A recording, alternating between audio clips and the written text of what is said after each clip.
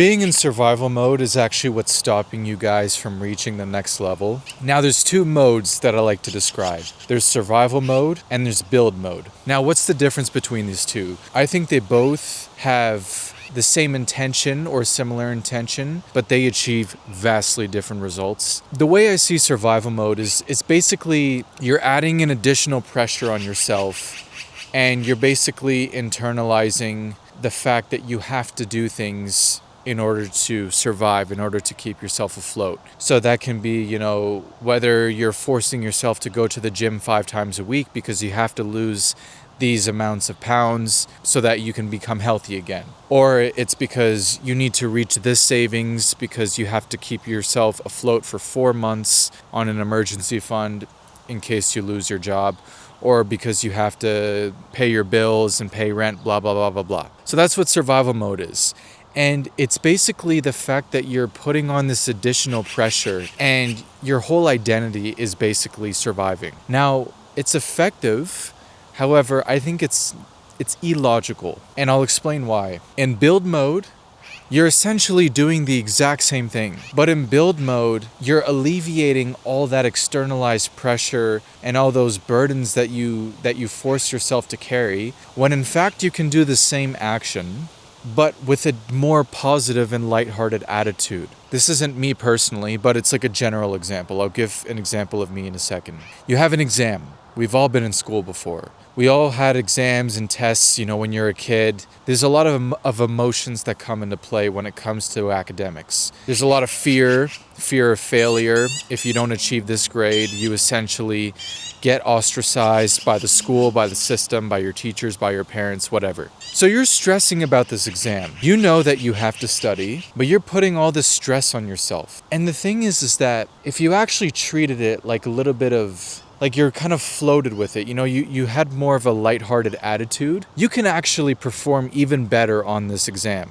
Because you might still perform decent by putting that stress on yourself, but it's almost unnecessary because you can achieve the equivalent result, if not even better, if you just had more of a lighthearted attitude. It's like the World Cup, what's going on right now. Messi, okay? I'm not going to say he's the best player or not. I don't really keep in touch with football, but I do know that he's one of the greats. You look at him in comparison to Ronaldo with how they're playing so far. Messi, because he already won that World Cup, because he already achieved that thing that he always wanted, you notice now he's just floating through. He's getting all these goals, hat trick against, what was the team? He got a hat trick against a team. I forget which country it was, but it's like he's getting all these goals early on in the tournament. It's like boom, boom, boom. It's like he's floating. There's no pressure. It's just passion. It's fun to him. But when you look at Ronaldo right now, he's stressing out about his performance. He didn't perform well against the Congo. It's getting to him emotionally, and it's affecting his performance. But the thing is that Messi, because he alleviated that pressure, there's a chance that he can get it again. I mean, his performance right now is excellent. And part of that is because he's just playing around. He's playing with life. And that's called build mode. When you want to get to that top potential that you've set for yourself, you can't do that in survival mode, because it's going to cap you at a certain point. Survival mode can be effective for, paying your bills, for being comfortable, for having savings. And I have this problem too, because, I ended up homeless at one point. I was poor at one point, and I had to learn the hard way how to get money, how to keep myself alive, how to just buckle myself up, pull myself up by the bootstraps. I had bills to pay. And the thing is that once I flipped the switch from being ultra poor and homeless to making a change for myself and, putting food on the table and traveling and stuff, I was still doing it in survival mode, and it still worked. But the thing is that I burnt myself out, and it didn't, I'm still slowly decompressing from survival mode and I'm working on it. But it's like it didn't take me until I actually had to just rest and process, the journey and the traumas that being, less fortunate put me through. And I had to realize that I'm in survival mode and it's not really going to take me to where I need to go. And that's probably the case with a lot of you guys. And I'm telling you, If when you want to get to that next level, being in survival mode completely prevents you from it. And it's so weird because it's not even something that you can even put your finger on sometimes, because it's actually doing positive results for you. You're being a bit more responsible, probably saving more money, you're probably eating more healthy. But the thing is that the way your brain is being, it's scarcity.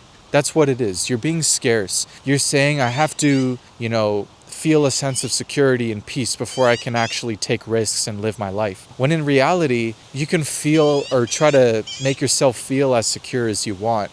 It's kind of an arbitrary feeling. It doesn't even feel real sometimes. You can have 100 grand in your account and just hoard it like you're hoarding, like you're hibernating. But the thing is that you're still gonna feel that thought of like, oh, what if I don't have enough? And that's where scarcity comes in. But in order to expand, in order to invest in a property, in order to put your money somewhere, to bet on yourself, you have to be in that build mode. It's like you have to do it. You can't be scared about losing things when you can always make it back. That's the law of abundance. It's like you have to get out of that rigid way of thinking, because survival mode, it's like, it's not logical. You're relying on survival instinct. Like I said, it gets you certain things. It will likely lead to you becoming more fit, getting more disciplined, paying your bills, things like that. But it's not going to get you that fulfilling life that you want or the potential that you actually want to reach. Another example where I think the reason why some of us may struggle with it, me personally, is the fact that I grew up with an immigrant parent. Now, I grew up with a parent who's Canadian for a long, long time. And then I also grew up with a parent who is from Iraq. My mom is from Iraq. So she went through a couple wars, right? So there's that trauma, there's that generational trauma. And she came here and she's still, to this day, she's still in survival mode. And that gets passed on to you, man. When you're a child of an immigrant and they're in that survival mode, it just gets passed on to you sometimes. The way they think, the way they move, the way they feel, the way they speak about life, the way they share life with you, the way they bring you in this world, the things they teach you, a lot of it is based on that survival mode trauma. And it's going to take you to deconstruct those beliefs about yourself and things that you've learned perhaps from your immigrant family. So that's another thing too, like being raised in a family they don't even just have to be from an immigrant or a tough background. It can also just be, they're from the projects. They're from a poor area, they're from subsidized housing. It's the same mentality. And the thing is that if you want to reach that North Star that you have set for yourself, you have to go into build mode. Now, how do you get into build mode? Well, I can't tell you exactly how to do it for yourself because, each person has their own individual experiences and their own way of processing, learning, and adapting to things. But what I could tell you is that the most important thing is to be aware of what mode you're in, to be aware of the decisions you're making, how you view money, because a lot of it's all mental. I have a friend in the UK and we were going to go on some trips together because we met while traveling, and he wanted to go back home and I also wanted to go back home to replan, just figure things out, just have a bit more of a foundation. But then I told him, I'm like, at what point are we just delaying it? Like, at what point are we just lying to ourselves? And he had to think about it, and I said, it's not that we're poor, it's not even that we're rich, like that, those are just concepts. The problem is our mentality, the way we view money, our perception of money, our relationship with money, our relationship with ourselves. We really raised that awareness together, and we've been working on it, and we've come a long way. But for you guys, it's probably the most important thing is to just be aware of what mode you're in, and it's to also write down, like journal or imagine that North Star for you. Like what's that ultimate dream that you want to achieve? It could be owning a bunch of villas, expensive villas across the world. It could be becoming a star athlete, becoming a top musician, becoming a doctor. I don't know, like your North Star is you could be having a family.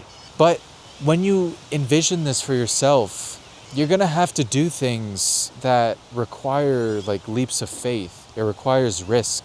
And the thing with survival mode is that it's not even logical, right? Like it sounds good on paper.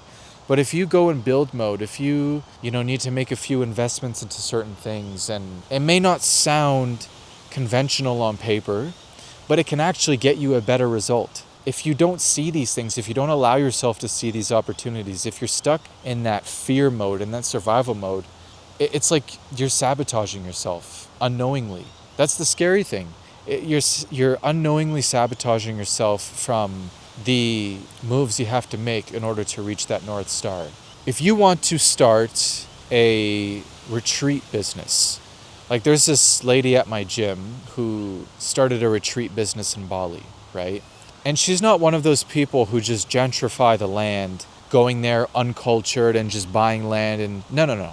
She went there because she is a spiritual person at heart. Like she's really big into, I don't know exactly, like she's not like some delusional person whose everything in her life revolves around like astrology and star signs, but she's generally, a spiritual person. She's heavy into yoga. She loves to help people. Like that's just her nature. That's her God-given gift. It's about being empathetic and helping people. Well, she decided to sell everything, open a yogi retreat in Bali, and of course she's making hundreds of thousands of dollars, but she's literally teaming with the local government to provide opportunities for the local people to attend these things as well. So she's raising money, she's feeding the local Balinese people through charities and, just through her personal actions, but she's also making a profit. So she's helping people and she's helping herself.